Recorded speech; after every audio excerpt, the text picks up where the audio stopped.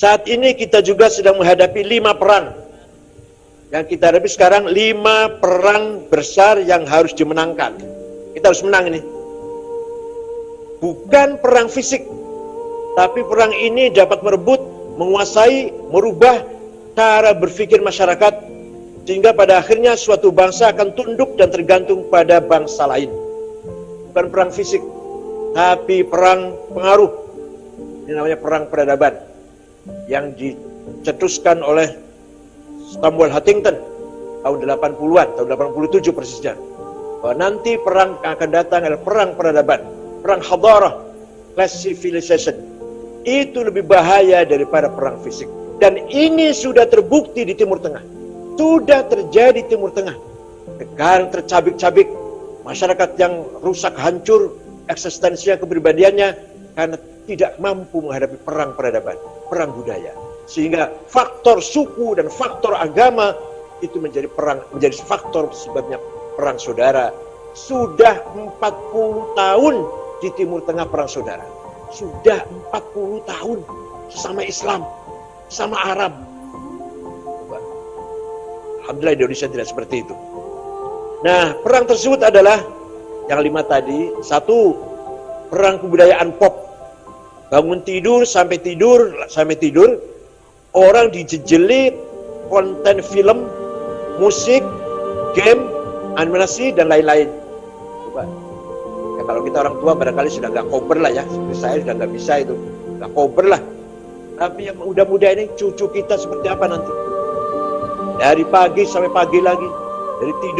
Dari bangun tidur sampai tidur lagi. Yang dilihat adalah film, musik, game. Dari cucu saya yang kecil sudah itu pegangannya. Dilarang sudah nggak bisa lagi. Sulit untuk dilarang. Paling-paling diarahkan sedikit bisa.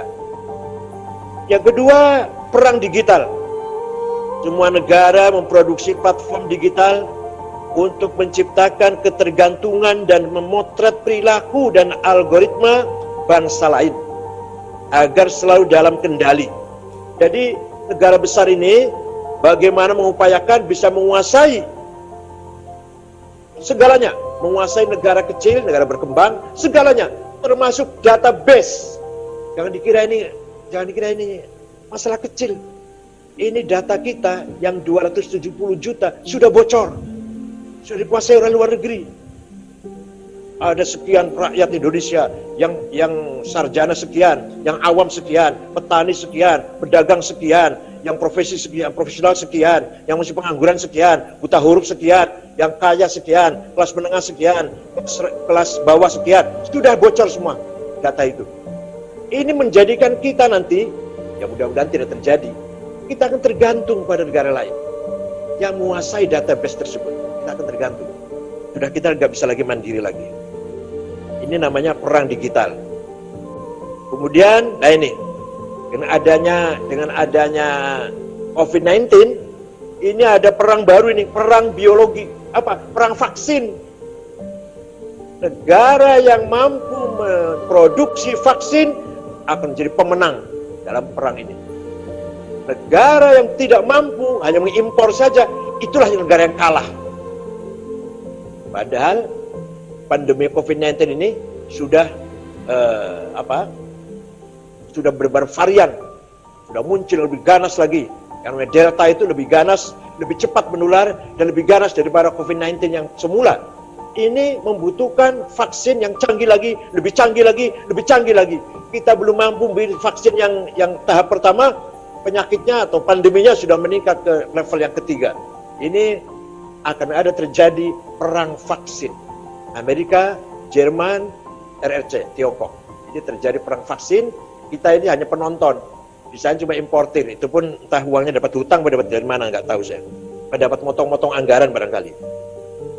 Jadi nanti akan ada perang, bukan nanti, sekarang sedang ada perang biologi, di mana penguasa industri kesehatan, vaksin misalkan, menjadi panglima yang dapat menguasai dan mempengaruhi kebijakan suatu negara.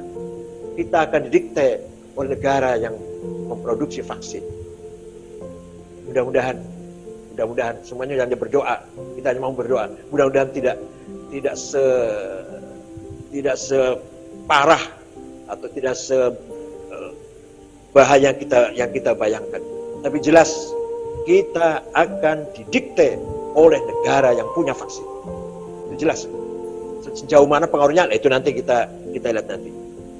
Yang kelima, perang makanan, air dan energi.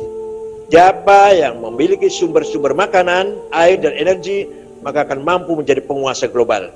Itulah gambaran era globalisasi memasuki 5.0, bukan lagi 4.0. Nah, ini bagaimana caranya kita tidak ketinggalan dalam hal ini. Mari kita dorong para santri, terutama kader-kader NU, agar menguasai memasuki era digital, tidak boleh ketinggalan dengan pihak lain. Alhamdulillah, sekali lagi saya tadi terharu bersyukur diluncurkannya IC ya, itu menunjukkan kita tidak ketinggalan insya Allah. Di sisi lain, Indonesia sebagai bangsa dan negara yang berdaulat harus mampu menseimbangkan pengelolaan people, planet, property, dan peace untuk memperkokoh eksistensi bangsa.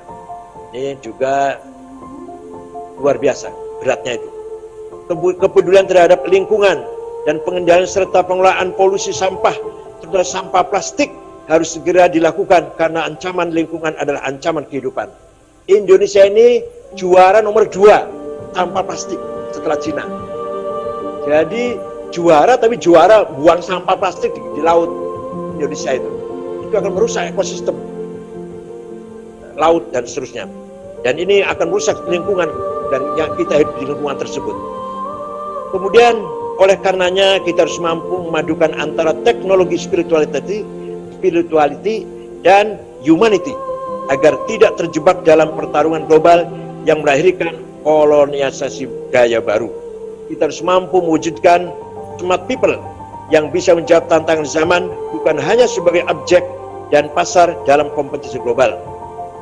Karena itu, digital talent dan cyber army harus diperbanyak dan diperkuat agar mampu mewujudkan kedaulatan digital di Indonesia, terutama kita warga Nahdlatul Ulama.